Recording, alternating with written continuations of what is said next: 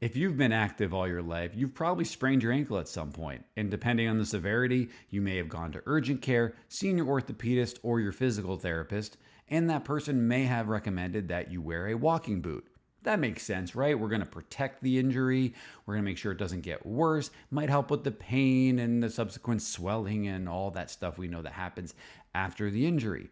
But that recommendation many times is misguided because wearing a boot immediately after an injury can make the issue worse or just take longer to heal, recover, and return to the activities that are most important to you. Now, it doesn't mean that a walking boot is not necessary. If it's a very, very severe ankle sprain, like a grade 3 ankle sprain, maybe in those situations it's worth it, or if there's a major instability, or of course if there's a fracture. But most ankle sprains are grade 1 or grade 2 in severity, and grade 3 is incredibly uncommon, and trust me, you'll know if you have one. So why does wearing a boot after an ankle sprain slow down your recovery and make returning to the field or the court take longer, be a little bit more strenuous than it has to be?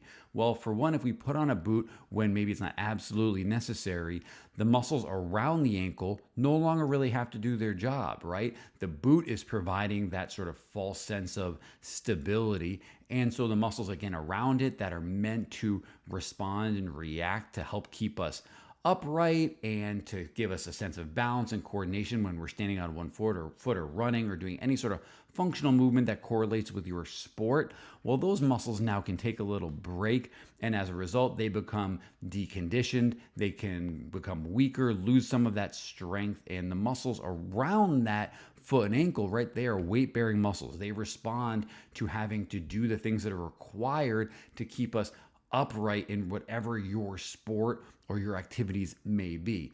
Now, one thing that your ankle also has is a lot of little receptors in there called proprioceptors that give us a sense as to where we are in space. And that's what helps us balance, helps us have this amazing level of coordination that many of us see when we go to plant on one leg and kick a soccer ball or jump or cut or decelerate, whatever your sport may require.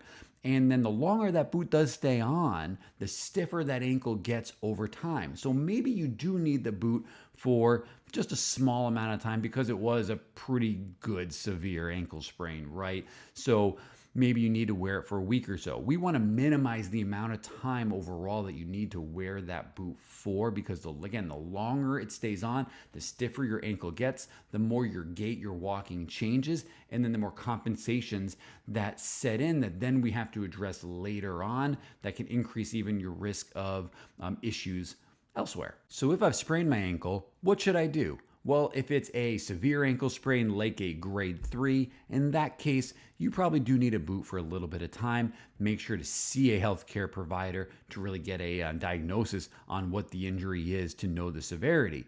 Now, ideally, you don't need a boot at all. If it's anything less than a grade 3 or really severe ankle sprain, you shouldn't need it. And we want to minimize the amount of time you're in that boot to the least amount as possible if you do need it.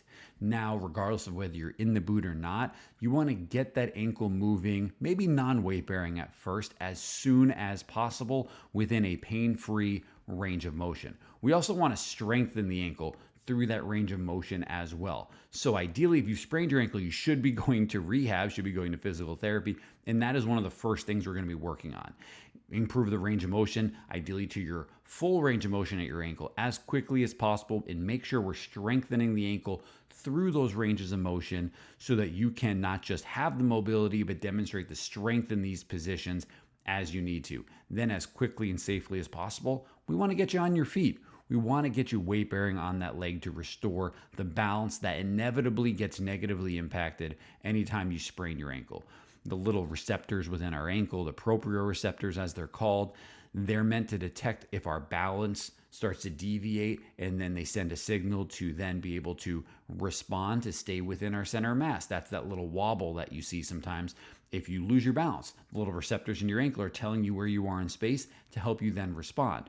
Well, the reactions or the feedback we get from those receptors, that minimizes or goes down, diminishes, I should say, a little bit after that ankle sprain. And we can restore and retrain that with some just basic balancing activities. Of course, We don't just stay static with things where you're standing just on one foot. We want to progress into more dynamic drills, whether that be your typical weight room drills like your single leg squats, and eventually hopefully into plyometric, more sport specific drills, where then you have to work back on landing, on running, progress slowly back into cutting, and more of these sports specific movements that are going to be more tailored to what you specifically do and what your ankle really needs to be able to handle for your sport in particular. So if you're a runner, right, we're going to be working more on linear straight ahead stuff because that's what you do.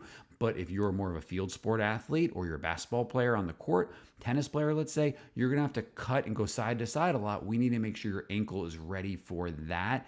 And it's not only strong and able to tolerate those positions, but also if something happens and your ankle starts to turn a little bit, because maybe you're not playing on the best surface, let's say, that you have been trained to be able to handle that at the same time. So if you are somebody who has had an ankle sprain, and almost all of us have at some point, of course, my recommendation is see somebody to determine the severity and if you need a boot or not, and go to physical therapy. Of course, we would love to be able to help you to get a customized plan that will help you get back to the activities that are most important for you. Because one of the things we do know about ankle sprains is even though they're a pretty common injury and it's not the end of the world, if we ignore it and we try to play through it and compensate through it, it can create a ladder of different issues down the road. And let's not let this small little thing snowball into something bigger that then increases the amount of time then you got to rehab with us at the end of the day. So if you are somebody who's recovering from a foot ankle issue, such as an ankle sprain, and looking for some guidance, looking for some help, we would love to be able to help you.